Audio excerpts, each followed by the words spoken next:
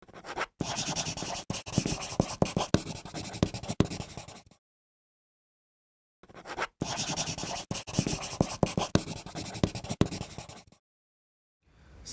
warahmatullahi wabarakatuh. Balik lagi bersama saya Randy Prasetyo.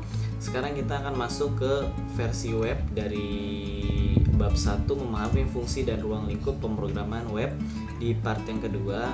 Ya, jadi di sini kita akan ngebahas tentang versi web. Versi web yang pertama, web titik poin kosong ya, teknologi web generasi pertama. Teknologi website ini secara umum dirancang dan dikembangkan agar dapat memudahkan akses informasi serta bersifat sedikit interaktif. Kemudian umumnya website belanja online dan website berita online akan masuk ke dalam kategori ini. Nah, teknologi web generasi pertama ya. Jadi kalau untuk web versi pertama ini biasanya tentang belanja online, kemudian sama website berita online ya, itu untuk versi web 1.0.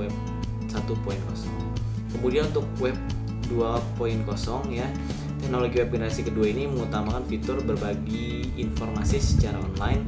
Salah satu unsur utama pada teknologi web generasi kedua ini adalah aplikasi yang dapat mengeksploitasi efek jaringan agar bisa mendapatkan lebih banyak pengguna aplikasi tersebut. Umumnya website jejaring sosial yang memang sifatnya lebih interaktif antara para pengguna website tersebut menggunakan teknologi web generasi kedua ini. Ya, untuk versi web yang kedua itu biasanya yang bisa mengajak orang untuk menggunakan ya aplikasi tersebut ya. Contohnya di sini ada Facebook ya. Kemudian kalau sosial media banyak ya, ada Facebook, kemudian ada Twitter ya. Kemudian ada Instagram juga, yaitu memakai web versi kedua atau generasi kedua. Kemudian untuk web versi ketiga ya, atau disebut juga semantic web. Teknologi web generasi ketiga ini sebenarnya masih dalam perdebatan ya, sebab pengertian dari teknologi web ini masih beragam. Ada yang berpendapat bahwa teknologi web 3.0 ini adalah layanan akses broadband secara mobile hingga layanan web yang isinya adalah perangkat lunak dan sifatnya on demand. Jadi kalau untuk web versi 3 ini dia udah masuknya ke mobile ya, jadi udah bisa di kalian bawa kemana-mana untuk softwarenya ini ya. Jadi kayak misalnya mungkin kayak Google Maps, kemudian kayak Instagram yang di handphone ya, yang tadi, atau Facebook yang di handphone yang biasanya mungkin di website-nya doang, sekarang udah bisa kalian gunakan di handphone, yaitu untuk web 3.0. Nah, untuk selanjutnya kita masuk ke pekerjaannya ya, pekerjaan dari web developer dan web development ya. Di sini ada web development ya.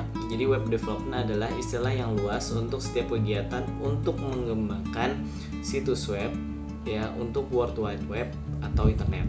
Hal ini dapat mencakup e-commerce, pengembangan bisnis, web design, pengembangan konten web, client side atau server side scripting, dan web server konfigurasi. Nah, kemudian untuk web developer ya adalah seorang yang menciptakan aplikasi berbasis web dengan menggunakan bahasa pemrograman.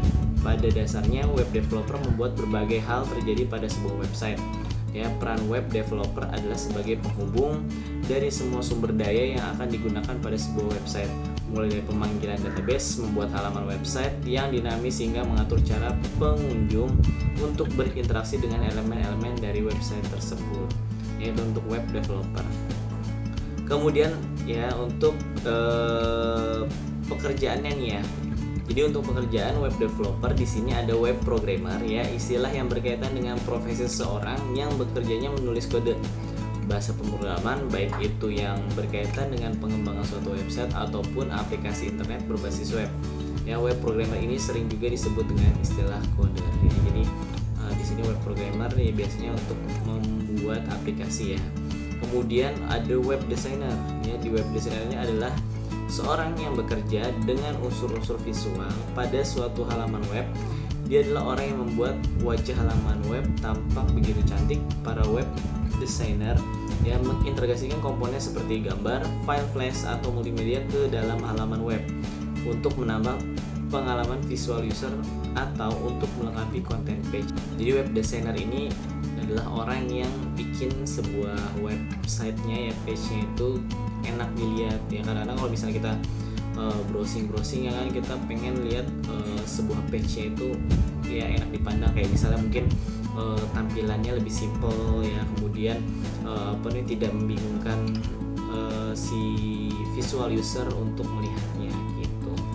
Nah, untuk itu selanjutnya ada web administrator ya, tugasnya adalah untuk memaintain suatu server, mengerti akan sistem operasi server, baik itu mulai dari instalasi sampai kepada masalah atau troubleshootingnya. Nah, ini untuk web administrator ini tugasnya memaintain ya, kalau misalnya ada yang bermasalah di server, yaitu biasanya ini tugasnya web administrator. Nah, kemudian ada webmaster. Nah, webmaster ini adalah program dan keamanan server, namun tidak terlalu turut mencampuri ke masing-masing divisi, cukup dengan mempertanggungjawabkan atas jalannya suatu situs web. Nah, jadi webmaster ini dia kayak kalau misalnya di broadcast itu biasanya adalah PD-nya ya, program directornya. Jadi dia yang bertanggung jawab untuk mengecek ya setiap divisi apakah udah sesuai dengan standar prosedurnya. Nah, ini dia yang ngecek webmaster ini. Biasanya dia, nah mungkin dia nggak fokus ke satu-satu dari itunya ya pekerjaan, dia cukup untuk memantaunya aja. Nah, mungkin itu aja untuk penjelasan dari ruang lingkup ya, dari jenis-jenis versi web, kemudian pekerjaannya ya. Kurang lebihnya mohon maaf. Wassalamualaikum warahmatullahi wabarakatuh.